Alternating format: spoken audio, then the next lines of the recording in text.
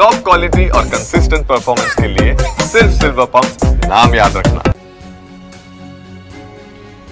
ಶ್ರೀನಗರದ ಆಸ್ಪತ್ರೆಗೆ ತೆರಳಿದಂತ ಸಚಿವ ಸಂತೋಷ್ ಲಾಡ್ ಕನ್ನಡಿಗರ ರಕ್ಷಣೆಗಾಗಿ ಕಾಶ್ಮೀರಕ್ಕೆ ಹೋಗಿರುವಂತ ಸಚಿವ ಲಾಡ್ ಬಹುತೇಕ ಯಾವುದೇ ಒಂದು ಕ್ರಿಟಿಕಲ್ ಸಂದರ್ಭ ಬಂದಾಗ ಅಲ್ಲಿ ಸಂತೋಷ್ ಲಾಡ್ ಹಿಂದೆ ಕೂಡ ನಾವು ಹೋಗಿರೋದು ನೋಡಿದ್ದೀವಿ.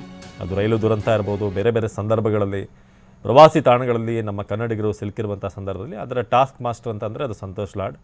ಸೊ ಹಿಂದೆ ಕೂಡ ಸಿದ್ದರಾಮಯ್ಯವರು ದ ಗೋ ಟು ಪರ್ಸನ್ ಅಂತ ಯಾರಾದರೂ ಇದ್ದರೆ, ಫಸ್ಟ್ ಯಾರನ್ನಾದರೂ ಕಳಿಸುವಂಥದ್ದಿದ್ದರೆ ಸಂತೋಷ್ ಲಾಡ್ ಇರ್ತಾರೆ. ಈಗ ಕೂಡ ನೀವು ನೋಡ್ತಾ ಇದ್ದೀರಾ ಶ್ರೀನಗರದಲ್ಲಿ ಆಸ್ಪತ್ರೆಗೆ ಈಗ ತೆರಳಿದ್ದಾರೆ ಸಂತೋಷ್ ಲಾಡ್. ಸೊ ಶ್ರೀನಗರಕ್ಕೆ ಈಗ ಸ್ಪೆಷಲ್ ಫ್ಲೈಟ್ ಮೂಲಕ ಹೋದರು. ಅವರಾಗಲೇ ಫೋನಲ್ಲಿ ಮಾತಾಡ್ತಿದ್ದು ಕೂಡ ನೀವು ಗಮನಿಸ್ತಾ ಇದ್ರಿ. ಸೊ ರೇಟ್ ಜಾಸ್ತಿ ಆದರೂ ಪರವಾಗಿಲ್ಲ, ಕೂಡಲೇ ಅಲ್ಲಿ ರೀಚ್ ಆಗೋ ಥರ ಚಾರ್ಟರ್ಡ್ ಫ್ಲೈಟ್ಸ್ ಇದ್ದರೆ ಬೇಕು, ರೀಚ್ ಆಗಬೇಕು ಅಲ್ಲಿಗೆ ಅಂತ. ಸೊ ಶ್ರೀನಗರದಲ್ಲಿ ಆಸ್ಪತ್ರೆಗೆ ಈಗ ಸಂತೋಷ್ ಲಾಡ್ ಹೋಗಿದ್ದಾರೆ. ಅಲ್ಲಿ ಗಾಯಗೊಂಡಿರೋರು ಯಾರು ಏನು ಅನ್ನೋದ್ರ ಬಗ್ಗೆ, ಜೊತೆಗೆ ಈ ಮೃತದೇಹವನ್ನು ಶಿಫ್ಟ್ ಮಾಡಲಾಗ್ತಾ ಇದೆಯಲ್ಲ, ಸೊ ಅಲ್ಲಿಗೂ ಕೂಡ ತಲುಪಿ ಆ ಕುಟುಂಬಸ್ಥರಿಗೆ ಒಂದು ಧೈರ್ಯ ಹೇಳುವಂಥ ಕೆಲಸ ಮಾಡಬೇಕಾಗಿದೆ. ಅದನ್ನೀಗ ಸರ್ಕಾರದ ಕಡೆಯಿಂದ ಸಂತೋಷ್ ಲಾಡ್ ಸಚಿವರು ಈಗ ಶ್ರೀನಗರ ತಲುಪ್ತಾ ಇದ್ದಾರೆ.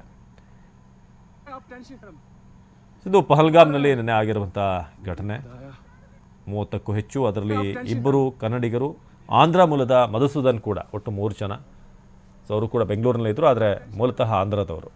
ಸೊ ಶ್ರೀನಗರದಲ್ಲಿ ಆಸ್ಪತ್ರೆಗೆ ಈಗ ಒಂದು ಕಡೆ ಸಂತೋಷ್ ಲಾಡ್ ಭೇಟಿ ಕೊಡ್ತಾ ಇದ್ದಾರೆ, ಮತ್ತೊಂದು ಕಡೆ ಉಗ್ರರ ಗುಂಡಿನ ದಾಳಿ. ಇವರೆಲ್ಲರೂ ಕೂಡ ಕಾಶ್ಮೀರದ ಸೌಂದರ್ಯವನ್ನು ಸವಿಯೋಕೆ ಅಂತ ಕುಟುಂಬ ಸಮೇತ ಹೋದಂಥವರು. ಆದರೆ ಬಂದಂಥ ಉಗ್ರರು ಅಲ್ಲಿ ಪುರುಷರನ್ನ ಮಾತ್ರ ಕೊಂದಿದ್ದಾರೆ, ಜೊತೆಗೆ ಧರ್ಮ ಯಾವುದು ಅಂತ ಕೇಳಿದ್ದಾರೆ ಅನ್ನೋದು ಕೂಡ ಗೊತ್ತಾಗಿದೆ.